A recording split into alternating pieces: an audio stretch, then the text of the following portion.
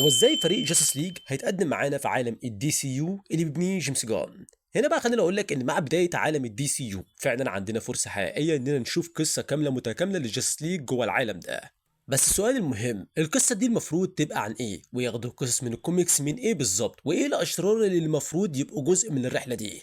فاول حاجه محتاجين نتكلم عنها هي احنا نعرف ايه اصلا عن الجاستس ليج في عالم الدي سي يو بتاع جيمس جان. والحقيقة الموضوع بسيط جدا لأننا تقريبا ما نعرفش حاجة لحد دلوقتي، واللي نعرفه كمان قليل جدا لأن جاستس ليج ما تكونتش أصلا لسه. فأول نقطة لازم نسألها إزاي الفريق ده هيتكون؟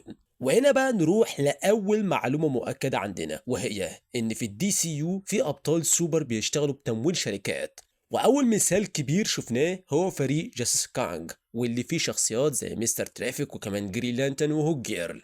طيب ايه اهمية الموضوع ده؟ بالنسبة ليا ده مهم لان شايف ان الفريق ده هيزرع البذرة اللي هتطلع منها الجاستس ليج اللي هنشوفها بعدين في الدي سي يو.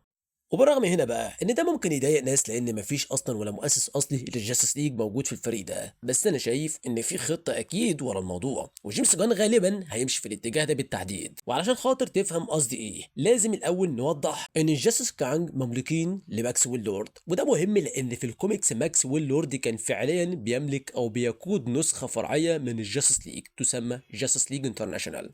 ودي كانت مجموعة اتكونت بعد ما الجاستس ليج الأصلية اتفكت. انما هنا المتوقع انه يحصل في الدي سي يو هو العكس، يعني جاستس كانج هم اللي هيتطوروا ويبقوا جاستس ليج انترناشونال، ومنه بقى تتكون الجاستس ليج الاصليه اللي كلنا عارفينها وكمان بنحبها. والحكايه دي شكلها منطقيه خاصه ان جيمس جان لمح لجاستس ليج انترناشونال في كذا مناسبه، والكلام ده من وقت ما مسك رئاسة استوديوهات دي سي، يعني الموضوع مش قريب. طيب ده بقى هيحصل ازاي؟ قبل ما اشرح بس احب اوضح ان ده كله توقعات ونظريات وممكن ولا حاجة منه في النهاية تحصل، لكن بصراحة شايفه احتمال كبير جدا مع جيمس جان انه يحصل.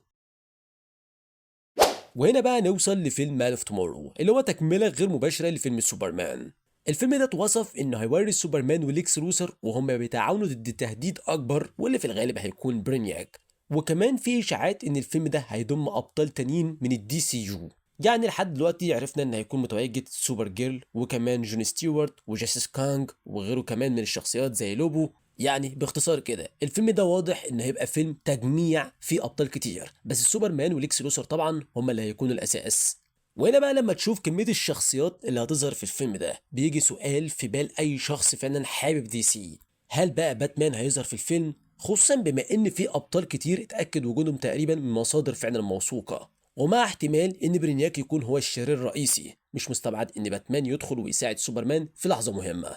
طيب هنا بقى لو افترضنا ان باتمان فعلا هيطلع ومعاه باقي الابطال، ده بيمهد الطريق ان ماكسويل لورد بيشتغل من ورا الستار، فزي ما بيعمل في الكوميكس ويبدا يجمع خيوط تكوين جاستس ليج انترناشونال. وبكده بقى يا جماعه نيجي لاول مشروع في الملحمه دي، واللي هيكون فعلا مشروع للجاستس ليج انترناشونال، وحابب ان المشروع ده ياخد كتير من قصه الكوميكس. فنفسي جدا العمل ده يورينا ازاي ماكسويل لورد بيحرك الخيوط من ورا الستار علشان خاطر الفريق ده يتكون.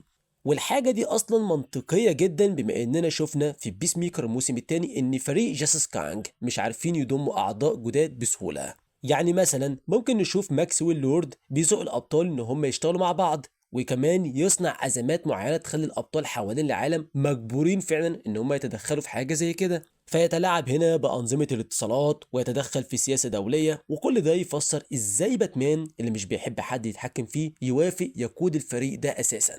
ففي الكوميكس التشكيلة الأصلية كانت باتمان اللي هو القائد ومارشن مان هانتر وجاي جادنر وكمان بلاك كاناري وبلو بيتل ومستر ميركل ودكتور فيت وكمان شازام، وبعد كده انضم شخصيات زي مثلا كابتن اتوم وكمان ميتامورفو وانيمال مان، وكل ده كان بسبب تلاعب ماكسويل لورد.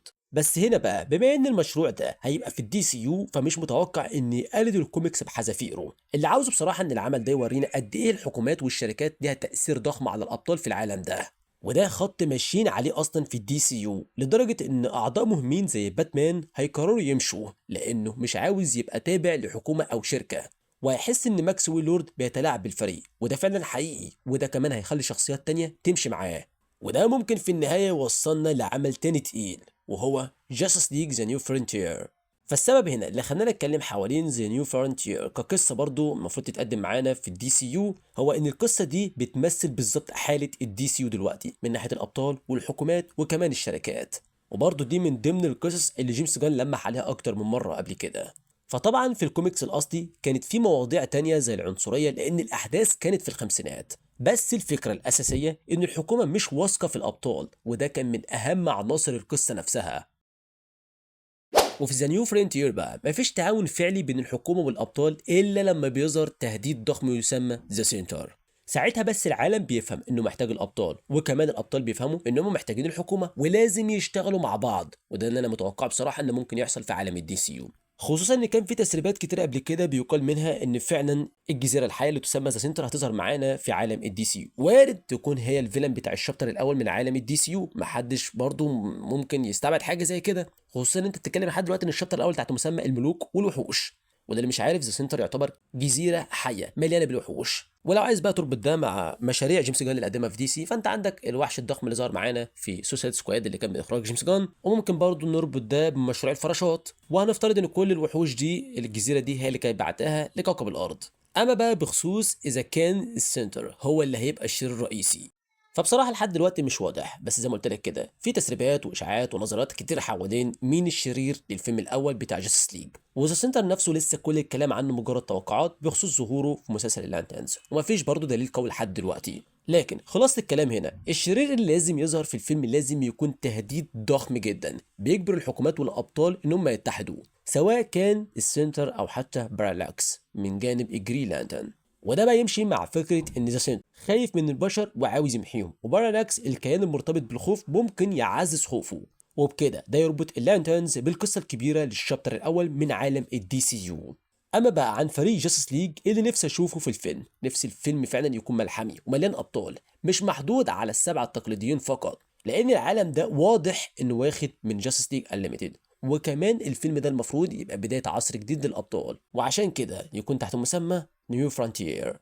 فلو الحكومات والابطال عاملين هدنه في اللحظه دي، يبقى منطقي جدا ان يبقى في ابطال كتير مش سبعه فقط. ولكن انا بصراحه عن نفسي اشوف طبعا السبعه الكبار موجودين ومعاهم ابطال تانيين جنبهم. وبالنسبه لموضوع جرين لانترن، مش معروف هل جوردن هيبقى موجود بعد موسم اللانترنز ولا لا هيعتزل على كده ويسلم القياده لجون ستيوارت، بس لو موجود اتمنى يظهر في الفيلم مش كجرين لانترن الاساسي، ده اكيد هيبقى جون ستيوارت طبعا الاساسي، لكن حتى يشارك ويساعد وسط باقي الابطال، لان انا بصراحه من الناس اللي زعلانه جدا على ان هل جوردن هيتقدم في السن في مسلسل اللانترنز، وهزعل اكتر لو الشخصيه دي ما استمرتش معانا في عالم الدي سي يو. انت دلوقتي بتتكلم لسه على بدايه عالم سينمائي، وهل جوردن كبير في السن؟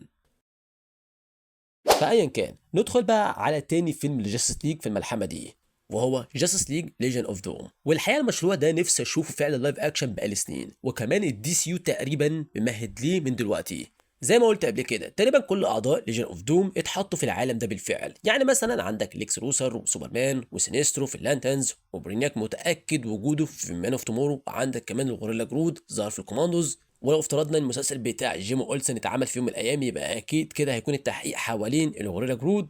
كمان شخصية الترامان اللي هو اكيد يعني في الاساس بيزارو وهيرجع تاني في المستقبل من البلاك هول، وعندك كمان سيرسي بسهولة تبقى الشريرة الخاصة بوندر وومن في الفريق. الجوكر جيمس جان لمح ليه قبل كده، وطبعا ممكن يزودوا اشرار تانيين، بس دول خلينا نقول عليهم اللي تم التلميح عنهم او اللي اتاكدوا لحد دلوقتي.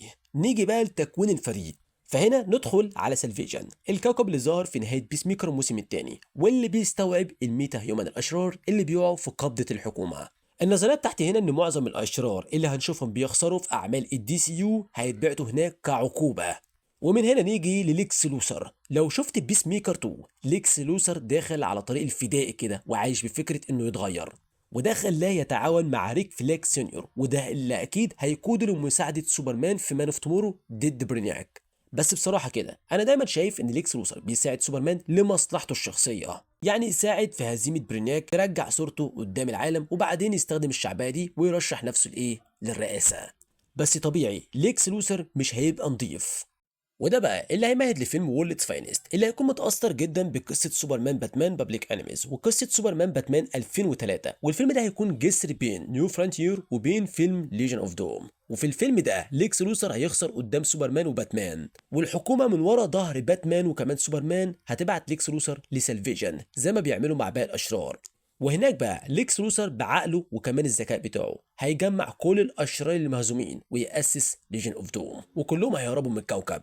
اما فريق الجاستس ليج في الفيلم ده نفسي يكون السبعه الكبار فعلا، بس بدل هال جوردن نخلي جون ستيوارت في مركز الجرين لانترن، ولو هال لسه عايش يبقى بره الارض مع الكوربس. ومن الاعضاء اللي احب اشوفهم معاهم باستمرار جرين ارو وبلاك كاناري وبلاستيك مان وكمان زاتانا. والاقتراح كمان اللي انا يمكن اكتر واحد متحمس ليه هو ان المرحله اللي بعدها تبقى لايف اكشن لجاستس ليج كرايسيس اون تو ايرث.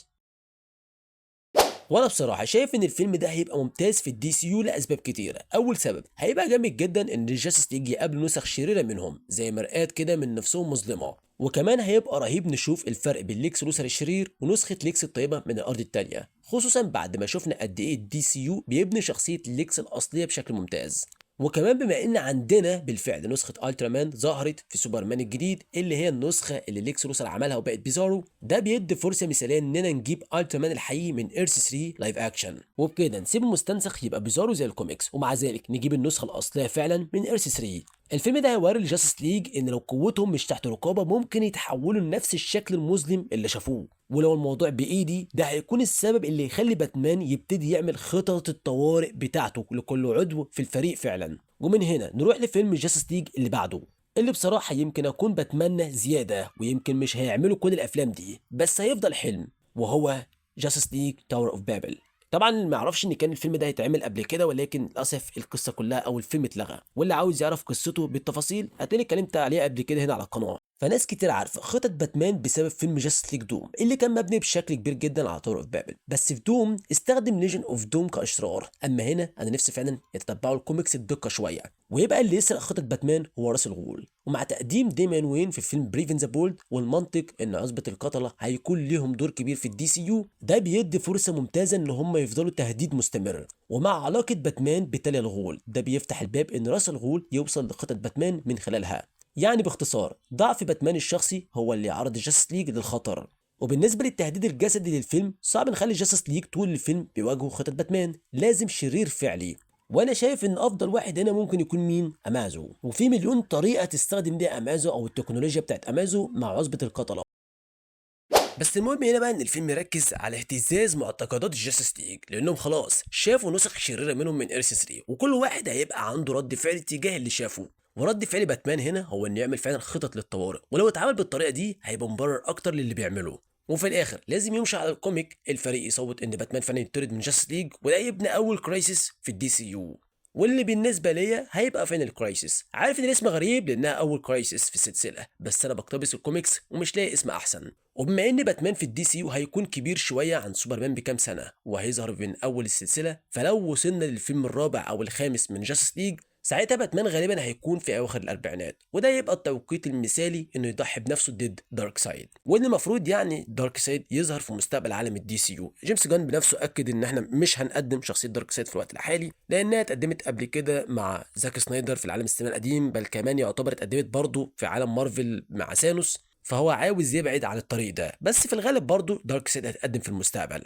ففيلم زي ده هيكون ضخم فعلا، مش جاستس ليج عادي، ده خلينا نقول عليه هيكون جاستس ليج انليمتد، ابطال من كل مكان. وبالنسبه لموت باتمان هنا مش هيكون موت بجد، يعني الشخصيه عندها قصص كتير جدا ممكن تتعمل، ولو ممثل دخل السلسله عنده 35 سنه يقدر يكمل لحد كمان 55. وهنا بقى بسبب الموت بتاعه اللي خلينا نقول عليه مثلا موت مؤقت تقدر تعمل قصص كتيره جدا، مثلا ديك جريسون يشيل بدله باتمان مؤقتا وده يتحول مثلا لمشروع في عالم الدي سي يو، وتيم ديرج يبقى برضه ريد روبن ويبدا رحله بحث عن باتمان لانه مصدق انه لسه عايش، وبرضه ده ينفع مشروع في عالم الدي سي يو. ولما بقى باتمان يرجع مره تانية ساعتها الممثل يكون لسه في اخر الاربعينات، وده كله في النهايه بيورينا ازاي جاستس ليج يتقدموا فعلا في عالم الدي سي يو بتاع جيمس جان. فبس كده، مستني رايك في الكومنتات، ولو وصلت لحد هنا اول مره على القناه ما تنساش بقى سبسكرايب شير كومنت راك علشان خاطر ده كله بيساعدني ويدعمني، واشوفكم الفيديو اللي جاي. سلام.